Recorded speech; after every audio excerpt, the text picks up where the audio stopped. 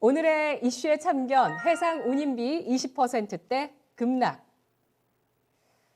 해상 운임이 10월 초에 고점을 마련하고 나서 하락세를 보였습니다. 물류난 때문에 바이든 대통령까지 나서는 모습을 확인을 했고요. 그런 가운데 이 해상 운임 가격의 급락세가 지금 나타났습니다. 이것을 어떤 시그널로 해석해야 할까요? 서영환 전문가님.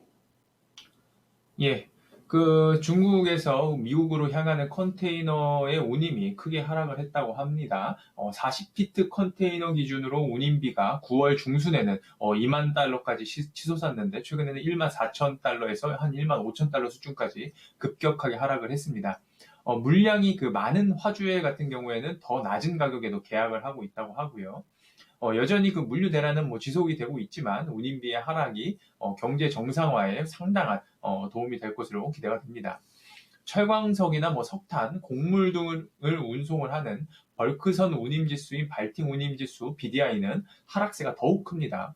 올해 1월 1370선이었던 지수가 10월에는 5600선까지 급격하게 상승을 했었고요. 그러나 11월 16일 기준으로 이 지수가 무려 2759까지 거의 절반 수준으로 이렇게 떨어졌습니다.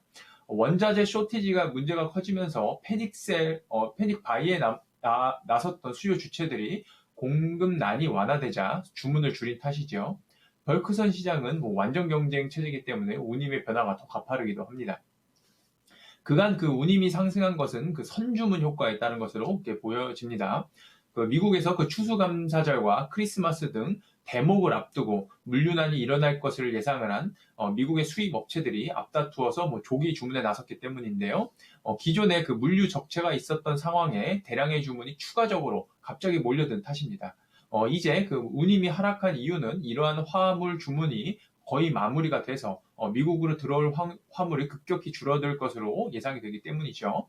이에 더해서 10월 달에 제가 미리 말씀을 드린 바가 있겠지만 바이든 대통령이 90일간의 전력 질주라며 항만 적체를 해결하기 위해서 적극적인 노력을 보인 것이 주요했습니다.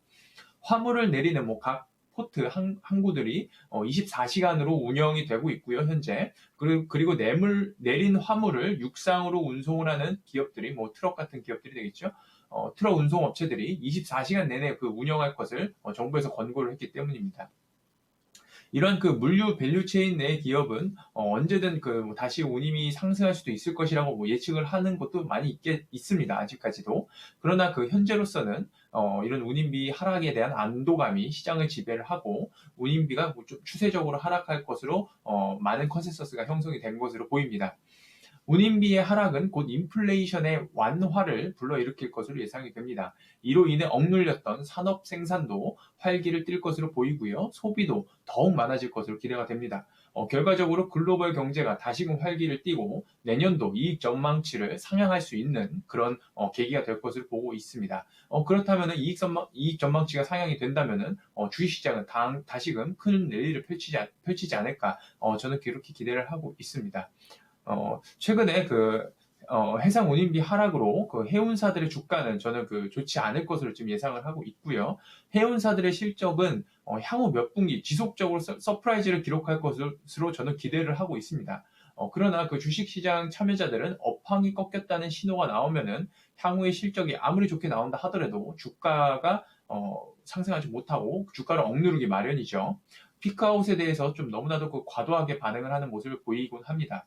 그러나 이러한 시장의 심리에 반대하지 마시고 운임지수가 하락 추세에 있다면 해운 관련주들을 정리하시는 게 바른 선택이시라는 말씀을 드리도록 하겠습니다. 네. 알겠습니다. 지금 물가 쇼크가 있었죠. 바로 이번 달 초에 확인했었던 지난달에 미국의 소비자 물가 지수가 6%를 돌파했고 또 러시아도 8% 돌파, 많은 국가들 영국 등지에서 4%, 일본까지도 이런 고물가를 나타내고 있습니다. 이런 가운데 물가의 정점론에 대한 이야기가 월가에서도 계속 나왔는데요. 이를 뒷받침하는 근거로 해상 운임의 급락세를 보셨습니다. 미중 정상회담에서도 비축유 방출에 대한 얘기가 나오면서 간밤에 국제유가도 77달러 선으로 밀려 내려가는 모습을 보였습니다. 해운주에 대해서 비중 축소 의견 주셨는데요. 관련주 좀 알아볼까요?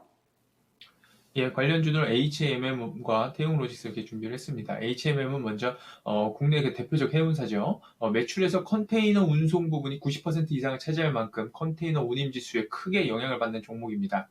HMM이 현재 시가총액이 12조 한 6천억 수준이 되는데요. 그런데 그 올해 예상 순이익은 4조 4천억, 내년 예상 순이익은 5조 6천억 수준이 됩니다. 이베스트 투자증권에서 나온 리포트는 뭐 내년도 이익을 무려 7조 6천억까지 보기도 합니다.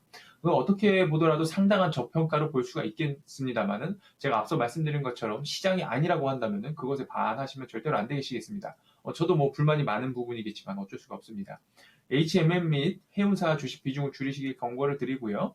최근에는 HMM과 같이 저 PER 종목이 많아지고 있기 때문에 HMM만 유독 저평가를 받는 것이 아니라는 점 또한 이 점 또한 참고하셔서 시장의 분위기를 좀 읽어보셨으면 좋겠습니다. 그 다음에 태용로지스입니다. 태용로지스는 그 3자 물류 업체고 뭐 각종 그 석유화학 제품 운송에 경쟁력이 막강한 그런 기업입니다. 태용로직스는 HMM보다 밸류가 더 쌉니다. 올해 내년도 예상이익 기준으로 PER이 무려 2점 몇 배에 불과한 지금 그런 상황입니다.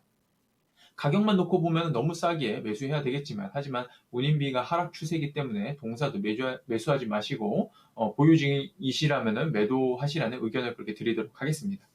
네, 올 한 해 가상화폐 거래소만큼 정말 돈을 쓸어 모았던 해운주 실적 좋아지는 것은 지속되겠습니다만 피크아웃 된다는 점 주목하고 있습니다. 경기 민감주는 고밸류에 사서 저밸류에 팔라는 그 격언을 다시 한번 기억하게 됩니다. 해운주 비중 축소 의견 확인해 봤습니다.